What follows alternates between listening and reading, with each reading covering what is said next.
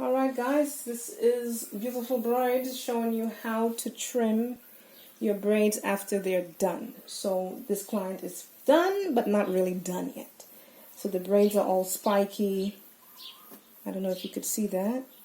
It's all spiky and needs to be trimmed. So I'm not talking about trimming this way or across here. I'm talking about trimming that bitch from up here all the way down here. Okay?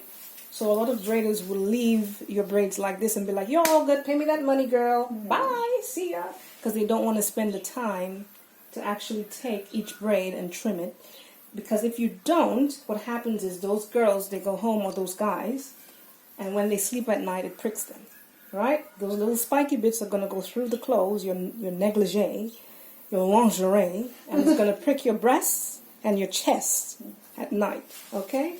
So what I do is I just go like that, and I start, let's just pick a random one. I start here, and depending on how it looks, we start from up here, and we work our way down. So this one is not too bad. We do a little bit up here, alright, to the sides, and I'm looking, always looking, turning that bitch over to one side, the other, being very careful not to chop off the braid because we don't want to redo it again. Working all the way to the tips. Do you see that? Alright? So when I say trim your braids, people, do your job, it's for those people who leave clients with their braids undone, with prickly ends, and they say they're done, and they don't even dip it. And so the ones that don't dip it, it's a mess. So they don't dip and they don't trim. Some people, they leave it like this. They dip it in hot water, does absolutely nothing. It may lay down for a while, but by the time the next day comes, it's going to lift up because you haven't trimmed it. It's going to be like a Christmas tree. And I did a post about this a couple of weeks ago, and I got one person who was a little bit incensed.